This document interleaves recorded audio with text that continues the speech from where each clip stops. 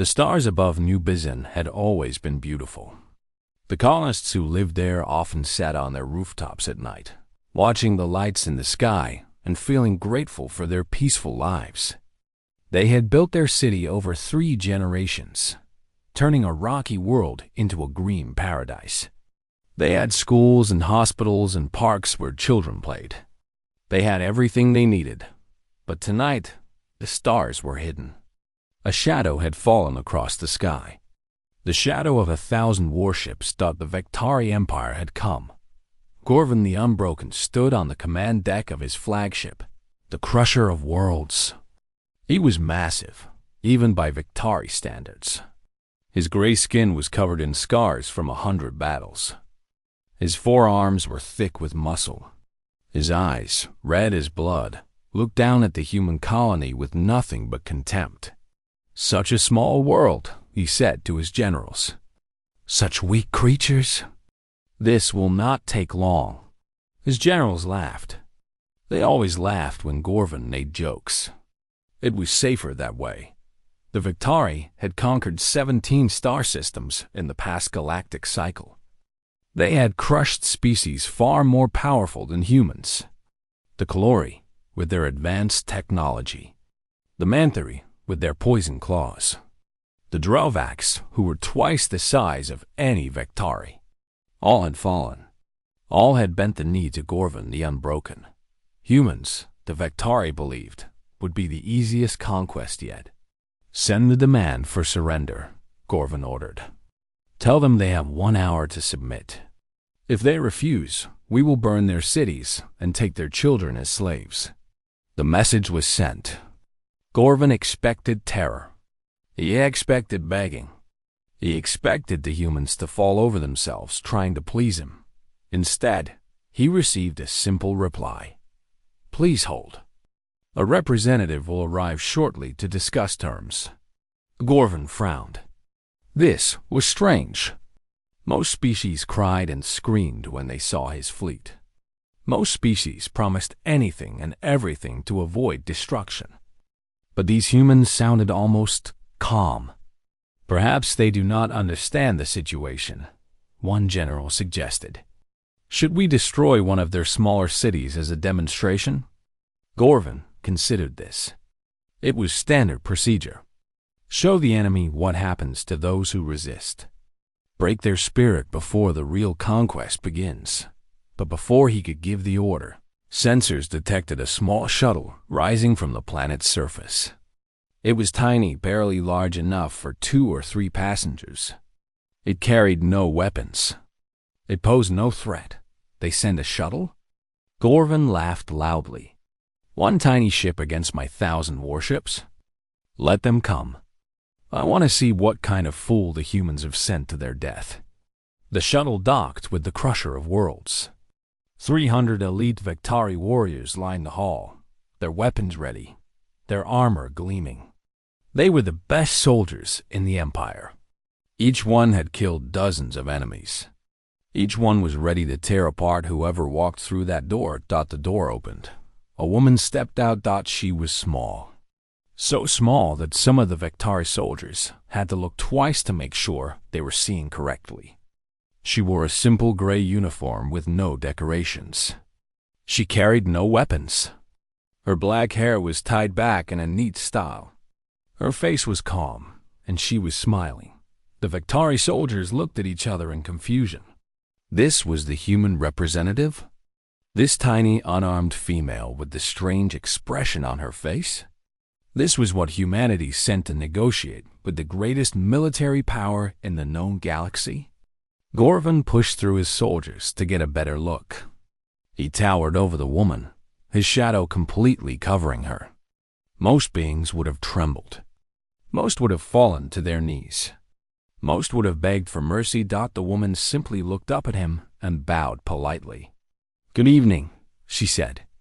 Her voice was soft and pleasant. "My name is Yuna. I am the diplomatic representative of the Terran Republic." "Thank you for receiving me." Gorvan stared at her. He had conquered species across the galaxy. He had seen warriors charge at him with weapons blazing. He had seen kings and queens weep at his feet, but he had never seen anyone quite like this. "You send one female to negotiate?" he finally said. His voice echoed through the hall. "Your species insults me with weakness. Where are your soldiers? Where are your weapons? Where is your fear?" Yuna's smile did not change. "I am here to offer you a single chance to withdraw, Warlord. The Terran Republic wishes no bloodshed today." The hall went silent for a moment. Then Gorvin laughed. It was a huge booming laugh that shook the walls. His generals laughed too. Then his soldiers. The sound of 300 Vectari laughing at once was like thunder. "Withdraw?" Gorvin wiped a tear from his eye. "You want me to withdraw? I have 1,000 warships. I have 3 million soldiers. I have weapons that can crack planets in half. And you, a tiny female with no weapons, wanted me to run away?" He leaned down close to Yuna's face. His breath was hot and smelled of meat. His red eyes glowed with cruel amusement. "Do you know who I am, little human? I am Gorvin the Unbroken. I have never lost a battle. I have never retreated. I have never shown mercy to those who oppose me. Your people will become my slaves. Your world will become my playground. And you will watch it all happen before I decide what to do with you." Yuna looked into his terrible eyes without flinching.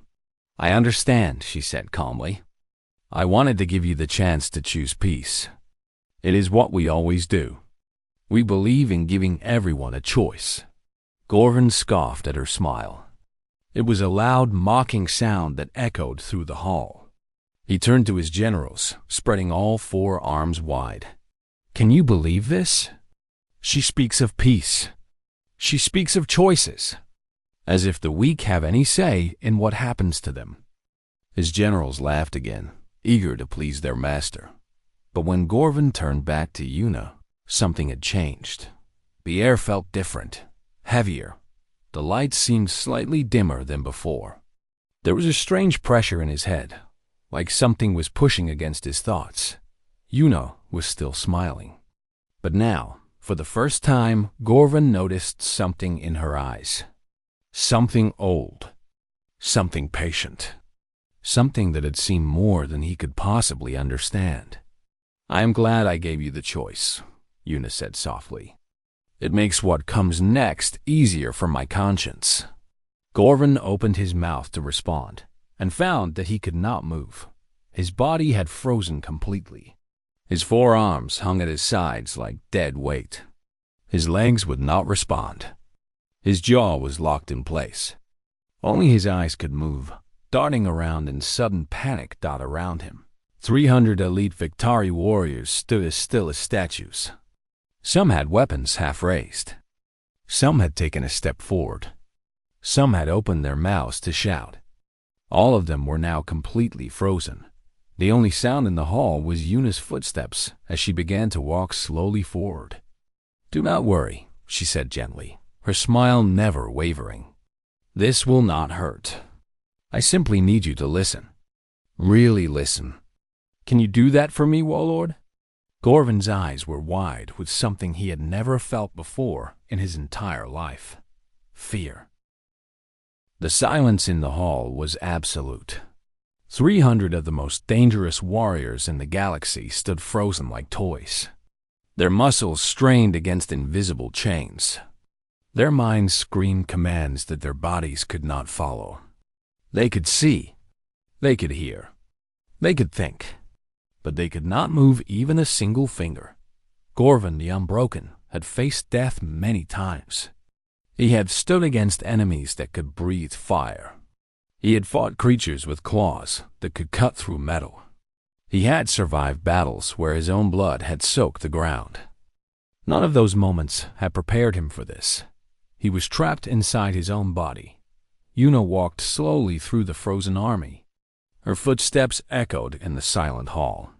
She passed warriors who could have torn her apart with their bare hands. She walked by generals who had commanded the destruction of entire planets. None of them could touch her. None of them could even blink. "You must have many questions," Una said in her soft voice. "That is natural. Let me explain what is happening to you." She stopped in front of a young Victari soldier. He was perhaps the youngest in the room, his scars few and fresh. His eyes were moving wildly, tears forming but unable to fall. "Do not be afraid," Una said gently to the young soldier. "This is temporary. You will not be harmed." She continued walking, making her way toward Gorvin. 300 years ago, she began, humans discovered something interesting about ourselves. Our scientists were studying the brain, trying to understand how it worked. They found that human brains produce a unique type of energy, a bioelectric signature that is different from every other species in the known galaxy. She passed another group of frozen soldiers. Some of them had their weapons raised. She gently pushed one soldier's arm down to a less threatening position. Most species have similar neural patterns. The electrical signals in their brains follow predictable paths. But humans? Our brains are chaotic, wild, unpredictable. The scientists believed this was because of our evolution. We developed in a harsh environment. We faced countless predators. We fought against each other for thousands of years. Our brains became different. Una reached the center of the hall and turned to face Gorvin. The massive warlord's eyes followed her, filled with rage and terror in equal measure. At first, this was just an interesting fact, a piece of knowledge with no practical use. But then we discovered that some humans could do more than just produce this unique energy. Some could project it outward. She raised her hand slowly. The air around her fingers seemed to shimmer slightly. We call this ability many things. The still, the quiet, the pause. The technical name is neural resonance projection. But the effect is simple to understand. She pointed at Gorvin. "I can reach into your nervous system and tell it to stop. Every signal your brain sends to your muscles passes through my field first. I can allow those signals through, or I can block them. Right now, I am blocking almost everything. Your heart still beats. Your lungs still breathe. But your voluntary muscles? They belong to me." Gorvin's eyes burned with fury. If looks could kill, Una would have died 1,000 times. But looks could not kill. And the warlord could do nothing but stare. "I know what you are thinking," Una continued. "You are thinking that this is some kind of trick. Some technology I am hiding. Some device that is doing this work for me." She opened her uniform slightly to show that she carried nothing. No devices. No weapons. Nothing but her own body. No tricks. No technology. Just biology. Human biology. She let the uniform fall back into place and walked closer to Gorvin. She stopped just inches from his massive chest. She had to tilt her head back to look at his face. "We call ourselves resonance. There are approximately 50,000 of us across human space. We are not soldiers. We are not weapons. We are diplomats, teachers, healers, and explorers. But when our people are threatened, we do what we must." Gorvin managed to make a sound. It was small, weak, nothing like his usual booming voice. But it showed that Una was allowing him some control over his throat and mouth. "How?" he gasped. "How is this possible?" Una's smile became sad. "Evolution," she said simply. "Your species evolved to be strong, Warlord. Your bodies are powerful. Your claws are sharp. Your skin is thick. You became apex predators through physical strength." She touched her own chest. "Humans evolved differently. Our bodies are weak. We have no claws. Our skin tears easily. If we tried to fight predators with strength alone, we would have died out long ago. So we developed other advantages. Our brains grew larger. Our minds became more complex. And some of us developed this. She stepped back and spread her arms wide. The ability to affect other nervous systems. To slow them. To stop them. To, in extreme cases, shut them down completely. It was our answer to predators with bigger teeth and sharper claws. We did not need to fight them. We just needed to make them stop. Gorvin tried to move again. His muscles strained. His bones creaked. But nothing happened. He was still trapped. "You are strong," Una observed. "Your will is impressive. Most beings stop fighting after a few moments. But you keep trying." A hint of respect entered her voice. "That is admirable, Warlord. You are a true warrior. But it changes nothing. You could be the strongest being in the universe, and it would not matter. Strength means nothing if your body does not obey you." She walked to a window and looked out at the stars. The Vectari fleet surrounded New Bizon like a swarm of angry insects. "I want you to understand something," she said quietly. "I am not here to threaten you. I am not here to scare you. I am here to give you information so that you can make a better choice." She turned back to face the frozen warlord. "On the planet below, there are 400 resonants. 400 humans who can do what I am doing right now. Some of them are stronger than me. Much stronger." She paused to let this sink in. "My husband is named Taiho. He is a kind man. He loves to cook, and he plays music in the evenings. He helps our neighbors with their gardens. But his gift is different from mine. He does not just stop bodies. He can stop hearts." Gorvin's eyes widened. "One thought," Una continued. "One moment of focus. And a heart simply stops beating. He has never used this ability on a living being. He never wants to. But if his family was threatened, if his home was in danger, he would make that choice." She walked back toward Gorvin, her footsteps slow and measured.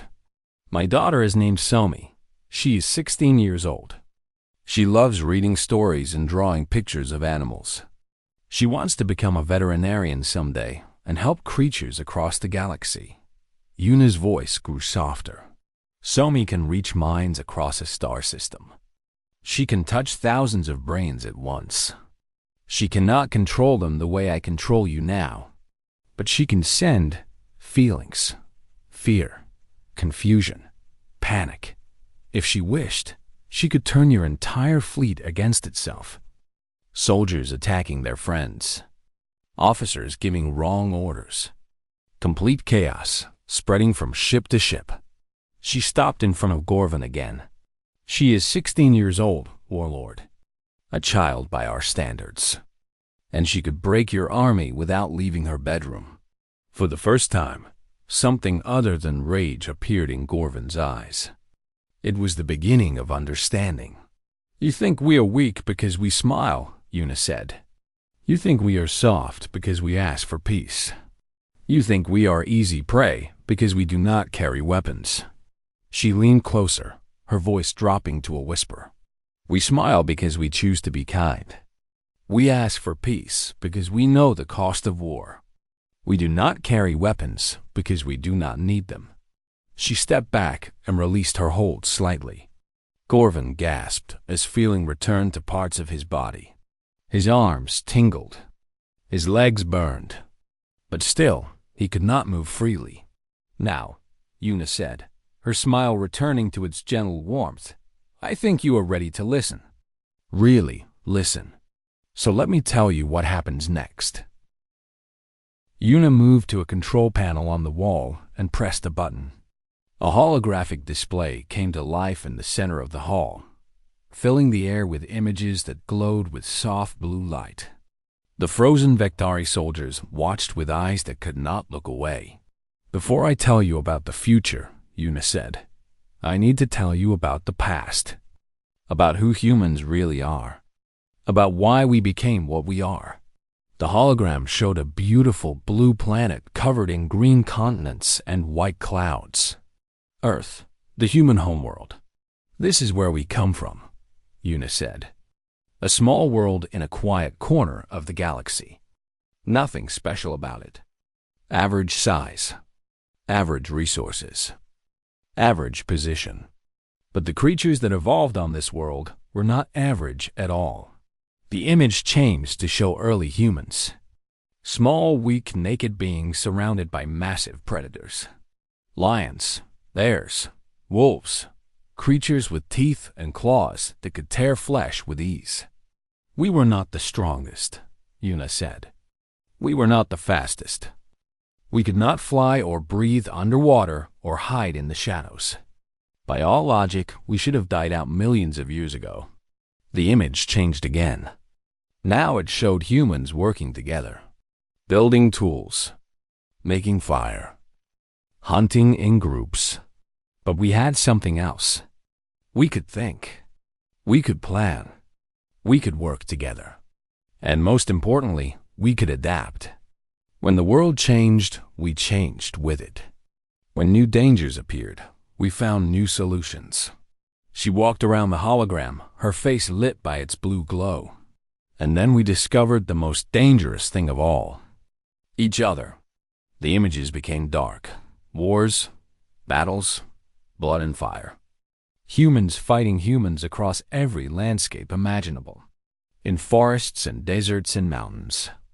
In cities and villages and open fields. We did not just fight predators, Warlord. We fought ourselves. For 10,000 years, humans killed other humans. Wars over land. Wars over resources. Wars over ideas. Wars over nothing at all. Gorvan watched the images with eyes that had seen much violence. But even he seemed disturbed by what he saw. The scale of human warfare was staggering. Hundreds of millions died, Yuna said quietly. Perhaps billions. We do not have exact numbers. We developed weapons that could kill thousands in a single moment. Bombs that could flatten cities. Gases that could poison the air itself. We became very, very good at killing. The hologram showed a massive explosion. A mushroom cloud rising into the sky. The complete destruction of an entire city in a single flash of light. This was our darkest moment, Yuna said. We created weapons that could end all life on our planet. We came within moments of using them. The human species nearly erased itself from existence. She paused, letting the weight of this sink in. And this, Warlord, is where the resonance come from. The hologram changed again. Now it showed scientists in laboratories studying human brains with strange devices. The endless warfare changed us, Yuna explained. Generation after generation of conflict rewired our brains. Humans developed instincts that other species never needed. The ability to sense danger before it arrived. The ability to read emotions in faces and voices. The ability to predict what enemies would do next. She turned to look at Gorvan directly. And in some of us, these instincts became something more. The ability to sense neural activity became the ability to affect it. The ability to read emotions became the ability to project them. What started as simple survival instincts evolved into what I can do now. She walked closer to the frozen warlord. We are the children of endless war, Warlord. Every resonant carries the weight of billions of deaths in their blood. Every ability we have was born from suffering, from violence, from humanity at its absolute worst. She placed her hand on her chest. I can stop 300 warriors because my ancestors survived 10,000 years of slaughter. My genes remember every battle, every massacre, every moment when quick thinking meant the difference between life and death. This power is not a gift. It is a scar. The hologram shifted to show something different. Humans rebuilding, creating, helping each other. The construction of great cities and the exploration of space. After we nearly destroyed ourselves, we changed, Yuna said. We decided that we were done with war, done with violence, done with conquest. We would become something better. She smiled, but it was a complicated smile. happy and sad at the same time. We spread across the stars as diplomats and traders. We built hospitals on alien worlds. We shared technology freely with any species that asked. We made ourselves useful and kind and generous. The galaxy looked at us and saw smiling, peaceful creatures who wanted nothing but friendship. She laughed softly. They thought we were weak. They thought our smiles meant we did not know how to fight. They thought they could take what they wanted from us. The hologram showed several alien species. The Kalori, the Manthari, the Drovax. All species that had tried to attack human colonies. All species that had failed. The Kalori came first, Una said. They attacked a human mining station with 300 ships. They expected easy victory. Instead, they found a single resonant named G1. The hologram showed a middle-aged man standing alone on a space station. Around him, Kalori soldiers lay on the ground, unconscious but unharmed. G1 stopped every soldier they sent. When they tried to fire their weapons, he stopped the gunners. When they tried to send signals to their fleet, he stopped the communications officers. Eventually, they retreated in confusion, unable to understand what had happened. The image changed to show the Manthari insect-like creatures with poison claws. The Manthari were smarter. They researched human biology. They created drugs that they believed would block our neural abilities. They attacked a human colony on a moon called Haven. Una's voice grew cold. They were wrong about the drugs. And they hurt some of our children before the resonance could respond. After that, she paused. A resonant named Minjin did not stop their soldiers. He stopped their hearts. 1,600 Manthari died in 30 seconds. No weapons. No explosions. They simply fell down and never got up again. Gorvin's eyes flickered. He understood what she was saying. This power could kill. Easily. Quickly. Without any chance of defense. We do not like to talk about what Minjin did, Una admitted. It was justified. He was protecting children. But it was still terrible. He has never been the same since. The weight of those deaths changed him forever. She turned off the hologram and faced Gorvin in the dim light. This is who we are, Warlord. We are not innocent. We are not pure. We are not naturally good. We are survivors of the worst violence any species has ever done to itself. We carry the blood of billions in our history. She stepped very close to him, looking up at his massive face. We choose peace because we know what war truly costs. We smile because it is the hardest thing we can do. Every day, every moment, we fight against our own nature. Against the instincts that kept us alive for 10,000 years of bloodshed. Her voice dropped to a whisper. You ask me who we are, Warlord. We are monsters who decided to become kind. Killers who chose to heal instead of harm. The most dangerous creatures in the galaxy who use every bit of their strength just to stay gentle. She stepped back, allowed more feeling to return to Gorvin's body. He gasped as sensation flooded through him. Now you know the truth, Una said. Now you understand what you are facing. Not a weak species of soft creatures. Not easy prey for your empire. She smiled her warm, gentle smile. You are facing humanity, and we are giving you a choice. That is more than we ever gave ourselves. Gorvin the Unbroken had lived for 200 years. He had conquered more worlds than he could count. He had broken armies and crushed rebellions and made emperors kneel at his feet. In all that time, no one had ever made him feel small dot until now. Una's words echoed in his mind. Monsters who decided to become kind. Killers who chose to heal. The most dangerous creatures in the galaxy. He looked at this small woman standing before him and saw her differently now. Not weak, not foolish. Not prey. She was a weapon that had chosen not to fire. Why? Gorvin's voice came out rough and broken. The paralysis was slowly fading, but his body still felt strange, foreign, like it belonged to someone else. Why tell me all this? You could have just stopped us, made us leave. Why bother explaining? Una sat down on a crate of supplies, making herself more comfortable. Around them, the Vektari soldiers were slowly regaining small movements, fingers twitching, eyes blinking. But none of them could do anything dangerous yet. Because we do not want enemies, Una said simply. We want friends, partners, fellow travelers on the long road between the stars. War is expensive, Warlord. Not just in lives and resources. It costs something deeper, something that cannot be measured. She looked at her hands, turning them over slowly. Every time I use this ability, I feel it. The weight of control. The power to take away someone's freedom, even for a moment. It is not a pleasant feeling. It is not something I enjoy. She met Gorvin's eyes. I would rather share a meal with you than freeze you in place.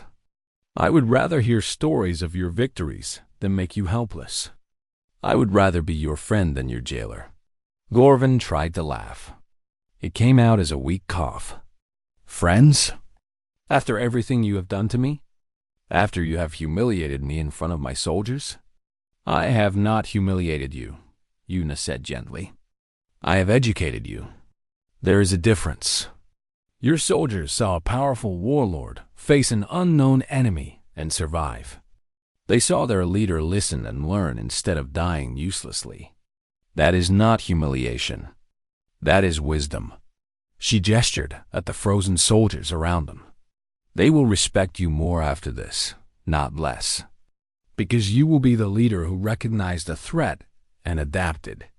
You will be the one who led them to victory through intelligence instead of to death through pride. Gorvin's jaw tightened. He wanted to reject her words. He wanted to believe that she was trying to trick him, to manipulate him. But deep down, he knew she was speaking the truth. What do you want from us? He asked finally. Una's smile brightened. Now we can talk properly. That is all I ever wanted. She stood up and began to walk around the hall again, speaking as she moved. Here is what the Terran Republic offers to the Vektari Empire. Full access to our medical technology. Your people will live 200 years longer. Diseases that kill millions of Vektari every year? We can cure them. Injuries that end warriors' careers? We can heal them completely. Gorvin's eyes followed her with growing interest. Trade agreements that benefit both sides. We need minerals that are common in your space, but rare in ours. You need food varieties that grow easily on our worlds, but not on yours. Fair exchange. No exploitation. Both sides grow richer. She stopped by a window, looking out at the stars. Knowledge sharing. Our scientists and your scientists working together. We have different strengths. Combining them could lead to discoveries that neither species could make alone. She turned back to face him. And peace. Real peace. Not the temporary pause between wars that most empires call peace. A true partnership that lasts for generations. Gorvin managed to shake his head slightly. His control was slowly returning. And what do you want in exchange? Territory? Resources? Slaves? Nothing like that. Una walked back toward him. We want one thing only. For you to stop conquering. To stop enslaving. To treat other species as partners instead of prey. She stood directly in front of him. We want you to become better. Not for our sake. For yours. For the sake of all the species you have crushed under your feet. For the future of this galaxy. Gorvin stared at her for a long moment. Then, slowly, he started to laugh. It was not his usual booming laugh. It was quieter, more genuine, almost sad. You want me to give up everything I am, he said. Everything I have built. Everything my species believes in. You want me to become... What? A farmer? A traitor? A peaceful old fool? Yuna shook her head. I want you to become a builder instead of a destroyer. Your strength does not have to disappear, Warlord. It just needs to be aimed at different targets. Build new colonies. Create new technologies. Explore unknown regions of space. There are challenges that require strength and courage that do not involve crushing weaker beings.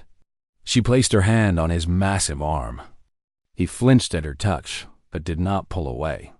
I have studied your history, she said softly. The Victari were not always conquerors. 1,000 years ago, you were explorers, scientists, artists. You built beautiful things and traveled to distant stars out of curiosity, not greed. Something flickered in Gorvin's eyes.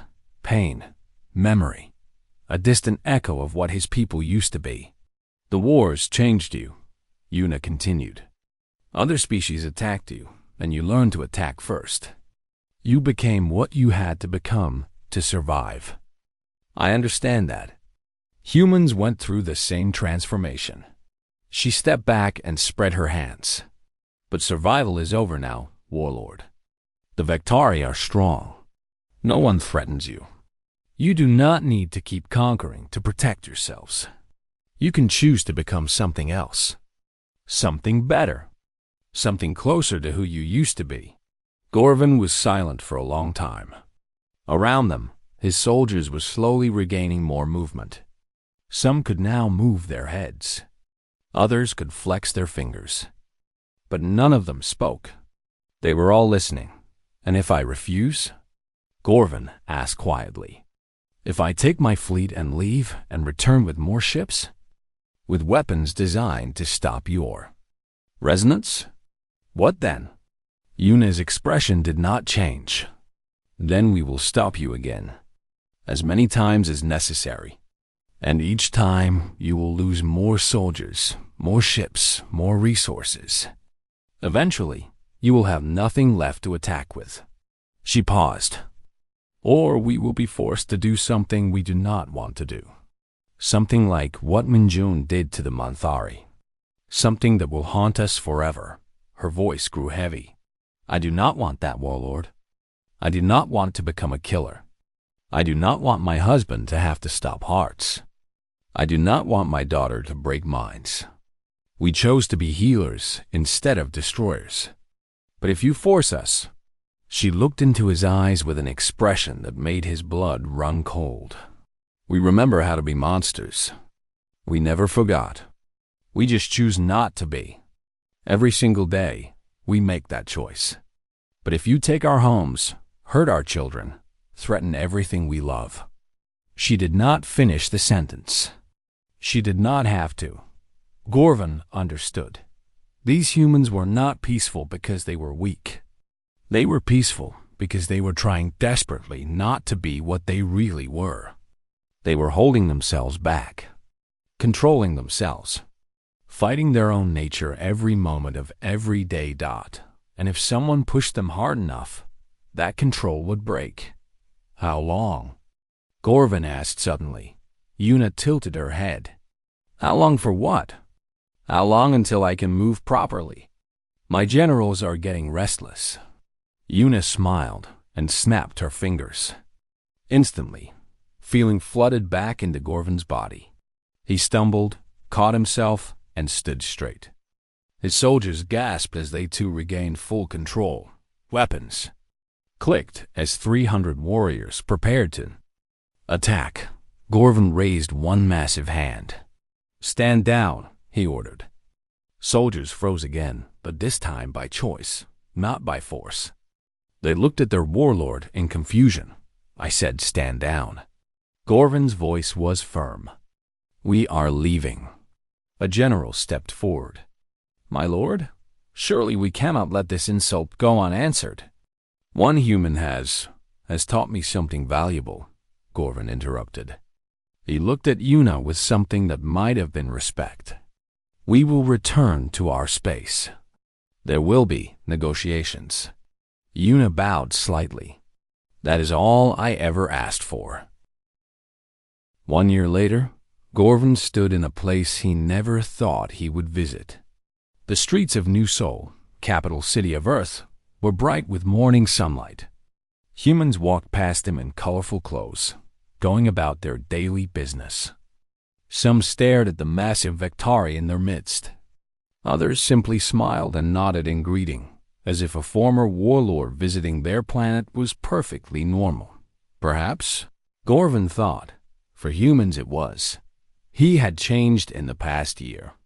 Not physically, he was still the same massive, scarred warrior he had always been. But inside, something had shifted. Something that had been sleeping for a very long time had begun to wake up.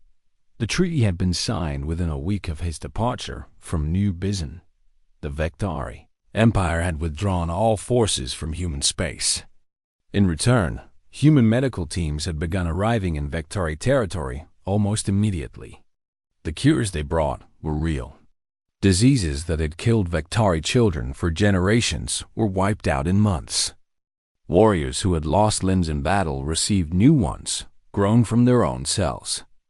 The elderly, who had expected to die soon, found themselves with decades of life ahead of them. It was everything Yuna had promised. And it was only the beginning. Trade between humans and Vectari had exploded. Human foods, strange, colorful things with names Gorvan could not pronounce, had become popular in Vectari markets. Vectari metals and crystals, merely worthless in their own space, were treasured by human artists and engineers. Both species grew richer. But the biggest change was harder to measure. Gorvan had ordered an end to all conquest. No more invasions. No more enslaving of weaker species. The Vectari military, once aimed outward, was now focused on defense and exploration. Young Vectari who had expected to become warriors were instead becoming scientists, builders, explorers. Some resisted. Some called Gorvan weak, broken, conquered by a single human woman. There had been 2 attempts on his life. Both had failed. The assassins had been exiled rather than executed. Another change. Gorvan no longer saw the need for endless killing. The old Gorvan would have laughed at such softness. The new Gorvan simply did not care what others thought. You seem lost in thought. Gorvan turned to find Yuna standing beside him. She looked exactly as she had a year ago, small, gentle, smiling. But now Gorvan saw her differently. Not a threat. Not a weapon. Just a person. Perhaps even a friend. I was thinking about the past, Gorvan admitted. About all the worlds I conquered. All the species I crushed. All the suffering I caused. They walked together through a park where children were playing. Human children, laughing and running and throwing bowls to each other. So small, so fragile, so full of life. Do you regret it? Yuna asked quietly. I did not, at first, Gorvan said honestly. I told myself that conquest was natural, that the strong had every right to rule the weak, that I was simply doing what all species did. He watched a little boy fall down and scrape his knee. Immediately, 2 other children ran to help him up, comforting him, calling for an adult. Such simple kindness. Such automatic caring for others. But now I see things differently, Gorvan continued. I see what we could have been, what we could still become. And I wonder how many species I destroyed who might have been friends. How many brilliant minds I silenced. How many beautiful things I burned. He turned to Yuna with eyes that held genuine pain. Does it ever stop? The guilt? Yuna was quiet for a moment. Then she shook her head slowly. No, it does not stop. But it changes. It becomes something you can carry, instead of something that crushes you. She touched his arm, the same gesture she had made on his ship a year ago. I still feel guilt for what I did to you and your soldiers, she admitted. Taking away your freedom, even for a short time. Forcing you to listen. Making you helpless. Every time I use my ability, I feel the weight of it. She looked at the children playing. But I also feel hope. Because of what I did, those children down there are safe. Because of what you are doing now, thousands of species across the galaxy will never have to fear Victari invasion. The pain of our actions can create something beautiful if we let it. Gorvin considered this. In his old life, he would have dismissed such words as foolish weakness. Now, he found comfort in them. Your daughter, he said suddenly. Somi, the one who can reach minds across star systems. I would like to meet her someday. Yuna's smile widened. She would like that too. She has been studying Victari culture. She finds your old art and music fascinating. She says your ancestors understood something important about beauty that has been forgotten. She is wise for her age. She is human, Yuna said simply. We all carry the wisdom of our ancestors, whether we know it or not. They continued walking through the city. Gorvin attracted attention everywhere they went, but no one ran away or showed fear. Humans simply looked at him with curiosity, sometimes approaching to ask questions or offer greetings. A food vendor even gave him a free sample of something called ice cream, a strange, cold, sweet substance that Gorvin found surprisingly enjoyable by afternoon. They had reached a tall building at the edge of the city, the Terran Republic Diplomatic Center, where representatives from dozens of species work together to maintain peace across the galaxy. I have a meeting here, Yuna explained. A new species has made contact. They are nervous about humans. They have heard stories. Stories about resonance? Stories about our history. About the wars. About the weapons we created. They are afraid of what we might do if we decide to become conquerors. Gorvin understood that fear now in a way he never had before. Would you like me to speak with them? He offered. I can tell them what happened to me. What I learned. How humans gave me a choice when they could have simply destroyed me. Yuna's eyes brightened. That would be wonderful, actually. Hearing from a former enemy might help them more than any speech I could give. They entered the building together. The human who had humbled an empire and the warlord who had learned to be humble. They walked side by side as equals, not as conqueror and conquered. The meeting lasted for hours. Gorvin spoke honestly about his encounter with Yuna, about the fear he had felt, about the choice he had made. The new species, small, nervous creatures with too many eyes and not enough limbs, listened in wonder. They had expected humans to be monsters. Instead, they found beings who desperately wanted peace but had the strength to ensure it.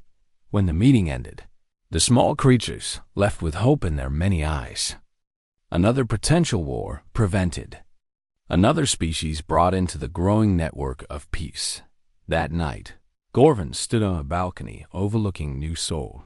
The city glittered with lights. Millions of humans going about their lives below. He thought about all the cities he had destroyed over the centuries.